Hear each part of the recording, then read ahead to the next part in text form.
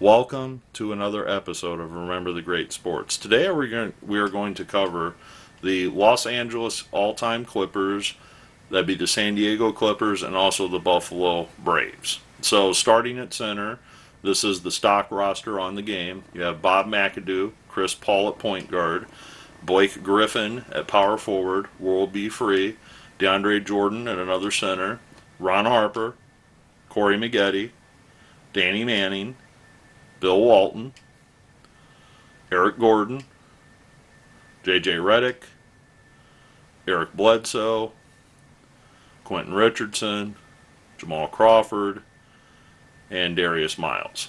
Now, this is again my opinion of who I think should be replaced on this team.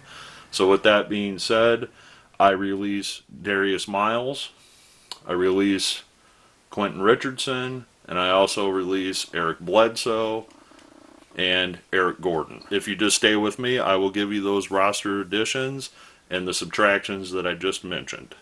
Alright, so this is the new additions or roster edits to the Los Angeles Clippers, and the first one actually is a starter on this team.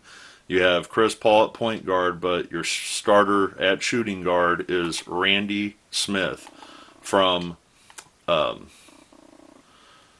the Clippers in the mid 70s, early 80s. He was the shooter on those teams. He was a three-point specialist before three-pointers were a thing.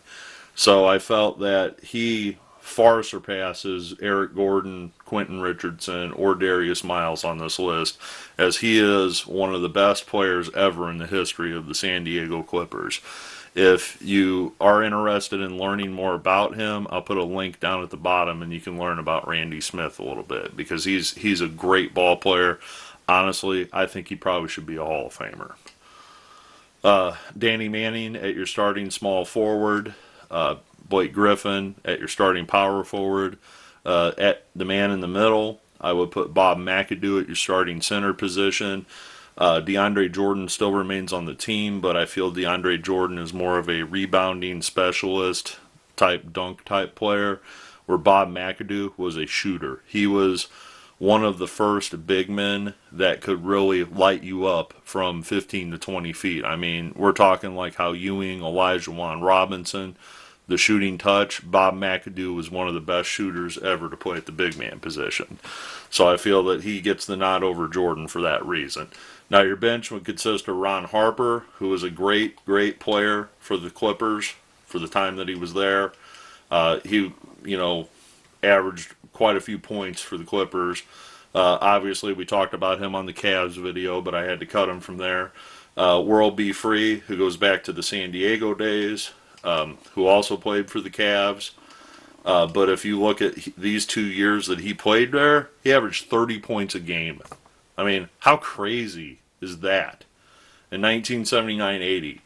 And the year before that, 28.8 a game. I mean, for that one reason is why I keep World B. Free on this team, because he had his best seasons as a Clipper. DeAndre Jordan we talked about on the bench. I left Corey Maggette on there because Corey Maggette is one of those really underrated players. If you look at his stats, there was nothing super spectacular about his time with, in the NBA, but I mean, the guy put up 20 plus points for about 3 seasons as a Clipper. So I felt a good small forward shooting guard backup would be him. The next one that is omitted off the game that I feel is necessary to add is Elton Brand. Elton Brand out of Duke University was one of the best players probably to ever play for the Clippers. He was power forward / center type of player. Very good scorer, very good rebounder for his size. So I feel it's necessary to have him as the backup power forward on this team, which was better than anything Darius Miles ever did for the Clippers. With that said, Lamar Odom, who also has probably become more famous after his playing career, being involved with the Kardashians, was a very solid player for the Los Angeles Clippers before he went to the Lakers and, wherever he wound up finishing his career. I don't remember. But I felt he's a great small forward /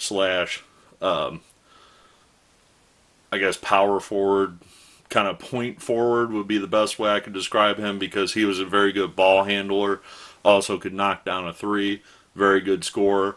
Not so much the best defender or the best rebounder, but definitely a great guy to have coming off the bench for some offense. Bill Walton as the backup center. Walton only played, 4 seasons after he left the Trailblazers, where he had his best seasons. So Bill makes the nod. Simply, he's a Hall of Famer, but his better days were in Portland, but he was a very good player with the Clippers. Finally, I round out the 13th player on the team with Jamal Crawford. I feel that he was a good scorer, type of player to come off the bench as well. Finally, this is interchangeable, but I created this person, and I decided to put him on the bench, which doesn't make a lot of sense, but I feel that Charles Smith is interchangeable with Jamal Crawford. And if you guys look at Charles Smith's numbers, a lot of you may only remember him as a New York Knick or a Spur, but if you look at his first 4 years in the league, he played for the Clippers, and as you can see, he averaged over 20 points a game 2 of those seasons. So, depending on your play style, I would recommend either Jamal Crawford or Charles Smith as your 13th player. If you like more of a scoring type of offense, Jamal Crawford's your guy. If you need somebody to get some rebounds, play some defense, Charles Smith is your type of guy. Then I finally round out the 15th player on the team with J.J. Redick. I felt that J.J. Redick was noteworthy enough, with his time that he's been with the Clippers. He recently left, I want to say, for the 76ers, if I'm not mistaken. But he spent, good 4 or 5 years with the team, and I felt that he was a solid choice. If I were probably to delete somebody else off of this team, J.J. Redick would probably be the guy. So if you feel that I've overlooked somebody on putting on this team, J.J. Redick would probably be the guy to go. In closing, not closing yet, we have to show you the coach. The coach is current coach Doc Rivers. The Clippers have never won a championship. So I feel that Doc Rivers, being the current coach that is there, he's been just as successful as some of the previous coaches that coached there in the 80s and 90s. So being that Doc is the guy on the team, I didn't feel it necessary to create a whole nother roster, just for a coach, or create another player. So hopefully you agree with my selections on the Los Angeles, San Diego / Buffalo Braves / Clippers.